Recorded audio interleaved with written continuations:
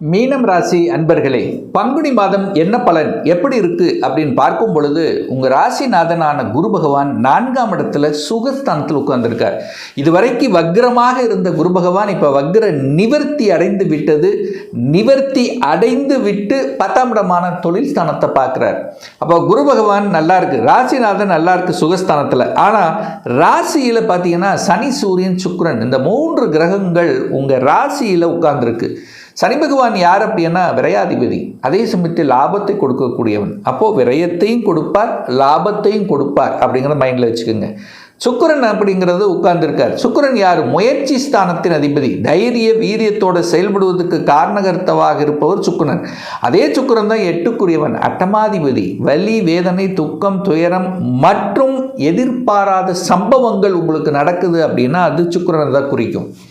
அடுத்து பாருங்க, 6ஆம் அதிபதி சூரியன், 6 சத்ருஸ்தானத்தின் அதிபதி, அதாவது கடனை கொடுக்கக்கூடியவன், நோய், எதிர்ப்பு, பகை, வம்பு, வழக்கு, ஸோ இந்த மாதிரி கொடுக்கக்கூடிய அந்த சூரியன். அப்போது அந்த 3 கிரகங்கள் இணைஞ்சிருக்கு. குறிப்பாக சொல்ல போனால் 6, 8, 12 சேர்ந்துருக்கு. 6, 8, 12 ஒரு மாதிரியான ஒரு அழுத்தம், ப்ரெஷர், டென்ஷனுங்கிறது கண்டிப்பாக மீனத்துக்கு இருக்கும். நெகட்டிவ் விஷயத்துக்குள்ளே மட்டும் தயவு செஞ்சு என்ட்ரி ஆயிடாதீங்க. ஏன்னா 6, 8, 12ஆம் அதிபதிகள் ஒன்று கூடியிருக்கு. நீங்கள் நல்லதே சொன்னாலும் எதையாவது ஒரு குறை சொல்லக்கூடிய அமைப்புகளை உருவாக்கிறோம். தேவையில்லாத நெகட்டிவ் விஷயத்துக்குள்ளே மட்டும் போயிட வேண்டாம். ஆனால் அதே சமயத்தில் காரகம் என்று சொல்லக்கூடிய சூரியன் ராசியில் இருக்கிறனால தன்னம்பிக்கை கொடுக்கும், பார்த்துக்கலாம், எதையும் துணிச்சலை கொடுக்கும், அதெல்லாம் ரைட்டு. பட் நெகட்டிவ் விஷயத்துக்குள்ளே மட்டும் போயிட வேண்டாம். ஏன்னா இன்னும் திருப்பி சொன்னால் சந்திரன் மறைக்கப்படுகிறது, உங்கள் மனசு மறைக்கப்படுகிறது. ஏன்னா 7.5 சனியில் ஜென்ம சனி இந்த மீனராசி என்பவர்களுக்கு ஏற்படுத்திட்டு இருக்கு. அப்போது ஜென்ம சனி இருக்கும்போது சந்திரன் மறைக்கப்படுகிறது, மனம் மறைக்கப்படுகிறது. உங்களை மறைச்சி எதையாவது ஒன்று செஞ்சிடும். அதுக்கப்புறம் வருத்தப்படக்கூடிய தன்மை, சாட்டிஸ்ஃபேக்ஷன் இல்லாத தன்மை கொடுக்கும். அதை பற்றி நீங்கள் ஒரே பண்ணிக்க வேண்டாம். ஒரே விஷயம், நெகட்டிவ் விஷயத்துக்குள்ளே மட்டும் போயிடக்கூடாதுங்கிறத ஆழமாக மனதில் பதிய வைத்து கொள்ளுங்கள் இந்த மீனராசி என்பவர்கள். 2ஆம் அதிபதி குடும்பாதிபதி, தனாதிபதி, வாக்காதிபதி என்று சொல்லக்கூடிய செவ்வாய் பகவான் விரயஸ்தானத்தில் உட்கார்ந்திருக்கார்.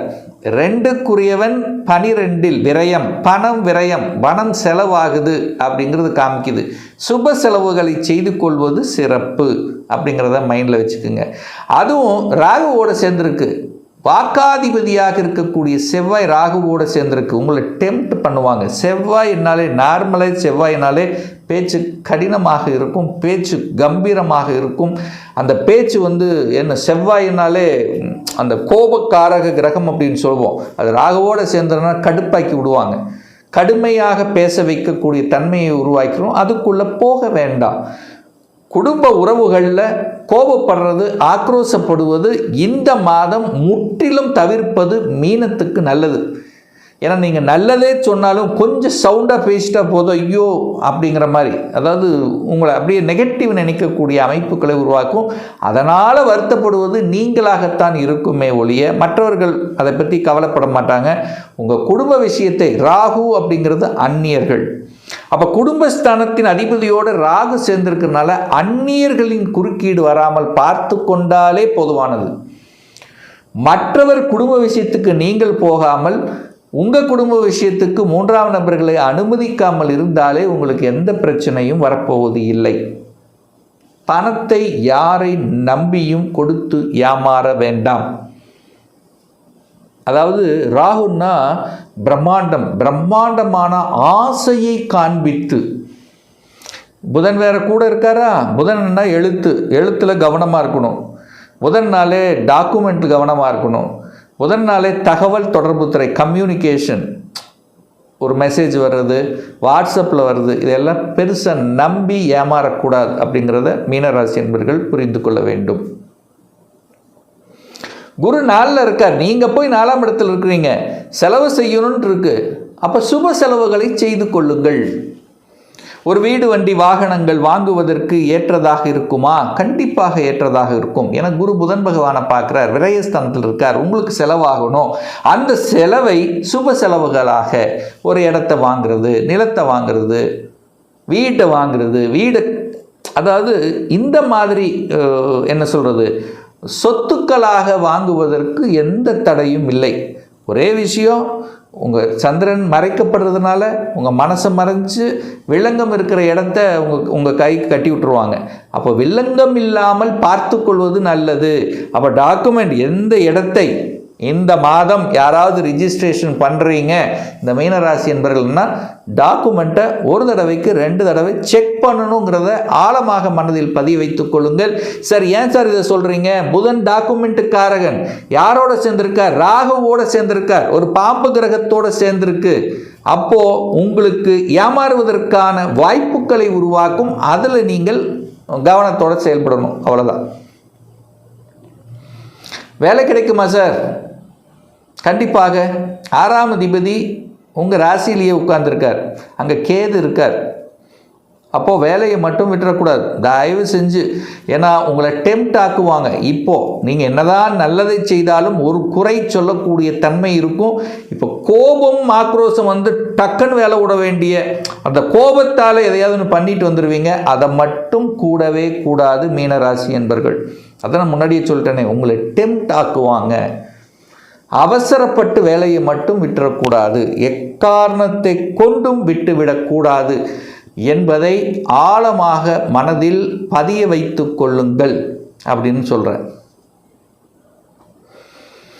7ஆம் அதிபதி 12ல் இருக்கார். 7ங்கிறது திருமணம், 7ங்கிறது கூட்டாளிகளை குறிக்கக்கூடியது, 7ங்கிறது சமூகத்தை குறிக்கக்கூடியது, மனைவி அல்லது கணவனை குறிக்கக்கூடியது. போய் 12ஆம் இடத்துல விரயஸ்தானத்தில் இருக்கார்.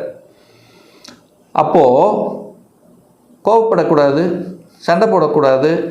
என்ன கணவன் 7 12ன்னா கொஞ்சம் உங்களை விட்டு பிரிஞ்சு வெளியில் போய் இருக்கக்கூடிய சந்தர்ப்ப சூழ்நிலைகள், தொழிலுக்காகவோ வேலைக்காகவோ வியாபாரத்துக்காகவோ கொஞ்சம் பிரிஞ்சு இருக்கக்கூடிய தன்மைகள் இதெல்லாத்தையும் கொடுக்கும். பட் கசப்புணர்வுகளை வளர்த்தி கொள்ளக்கூடாது அப்படிங்கிறத மைண்டில் வச்சுக்கோங்க. 8ஆம் இடத்தை குரு பார்க்குறதுனால அதான் சொல்கிறேன், தூரதேச பிரயாணங்கள் செல்வது, ஃபேமிலியை விட்டு வெளியில் போகிறது, வேலைக்காக போகிறது, இதெல்லாமே நல்லபடியாக நடக்கக்கூடிய ஒரு காலகட்டமாக இந்த மீனராசி என்பவர்களுக்கு நிச்சயமாக அமையும். ஹீட்டு, ஹெல்த்தை கொஞ்சம் கேர் எடுக்கணும், கண்டிப்பாக கேர் எடுக்கணும் மீனராசி என்பவர்கள். உணவு கட்டுப்பாடு ரொம்ப முக்கியம், உடற்பயிற்சி ரொம்ப அவசியம். ஹெல்த்தில் சின்ன சின்ன தொந்தரவுகள் வருவதற்கான வாய்ப்புகள் இருக்குது. பட் அதற்கு இடம் கொடுக்க வேண்டாம். அக்கறை, தன்னுடைய ஹெல்த்தை அக்கறையோடு அணுகுவது சிறப்பு என்பதை ஆழமாக மனதில் பதிய வைத்துக் கொள்ளுங்கள். தொழிலில் வேலையில் ஒரு சேஞ்ச் பண்ணுறாங்க, இடமாற்றம் கொடுக்குறாங்கன்னா அதை அப்படியே ஏற்றுக்குங்க. எந்த எதிர்ப்பையும் காமிக்காமல் துறை ரீதியான சேஞ்சஸ் இல்லை ஏதாவது ஒரு சேஞ்சஸ் பண்ணுறாங்க உங்கள் மேலதிகாரிகள் அப்படின்னா அதை அப்படியே ஏற்றுக்கொள்வது புத்திசாலித்தனம் இந்த மீனராசி என்பர்கள். அதே சமயத்தில் பார்த்திங்கன்னா கல்வி சார்ந்த விஷயத்தில் மீனத்துக்கு கொஞ்சம் கன்ஃபியூஷன் இருக்கும். இதை படிக்கலாமா அதை படிக்கலாமா, என்ன பண்ணலாம் ஏது பண்ணலாம் அப்படிங்கிற ஒரு கன்ஃபியூஷன் இருக்கும். கண்டிப்பாக குரு பெரியோர்களுடைய அனுமதியை, அதாவது அவங்களுடைய கருத்துக்களை கேட்டு டிசிஷன் மேக்கிங் எடுக்கணும். ஏன்னா இந்த மீனராசி என்பவர்களுக்கு குழப்பம் என்பது, மனக்குழப்பம் என்பது கண்டிப்பாக இருக்கும். தெளிவான டிசிஷன் எடுக்க முடியாது, சாட்டிஸ்ஃபேக்ஷன் இருக்காது, வேலையில் சாட்டிஸ்ஃபேக்ஷன் இருக்காது, அழுத்தம் ப்ரெஷரோடு இருக்கக்கூடிய மாதிரியான ஒரு பாவனை உங்களுக்கு கொடுத்துட்டே இருக்கும், ஒரு டெம்ப்டாக இருக்கக்கூடிய தன்மையை கொடுக்கும். பண ரீதியில் எந்த பிரச்சனை இல்லை, பணம் வரும். ரெகுலராக ரொட்டீன் என்ன செய்கிறீங்களோ செஞ்சுக்கலாம், அதில் எந்த மாற்று கருத்தும் கிடையாது. ஆனால் அதே சமயத்தில் வேலையை மட்டும் கோவப்பட்டு விட்டுறக்கூடாது. ஃபார் எக்ஸாம்பிள், யாருக்கெல்லாம் உங்களுடைய ஜாதகத்தில் சூரியன் 12ஆம் இடத்தில் இருக்கிறதோ, சூரியன் அதாவது மீன ராசி அல்லது மீன லக்ன அன்பர்களுக்கு 6ஆம் அதிபதியான சூரியன் 12ஆம் இடத்தில் யாருக்கெல்லாம் இருக்கிறதோ அவர்கள் எல்லாம் ரொம்ப கவனமாக இருக்கணும்.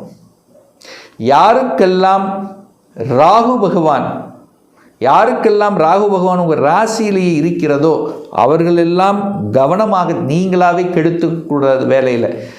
ஸோ 10ஆம் அதிபதி, அதே சமயத்தில் சனி பகவான் 6ஆம் இடத்தில் யாருக்கெல்லாம் இருக்கிறதோ அவர்களெல்லாம் கொஞ்சம் கவனமாக இருக்கணும். ஸோ பொதுவாக மீனத்துக்கு இப்போது ஏழரை சனியில் ஜென்ம சனியாக இருக்கிறதுனால ஒரு சாட்டிஸ்ஃபேக்ஷன் இருக்காது, அவ்வளோதான். மற்றபடி நீங்கள் பயப்பட வேண்டிய அவசியம் என்பது இல்லை.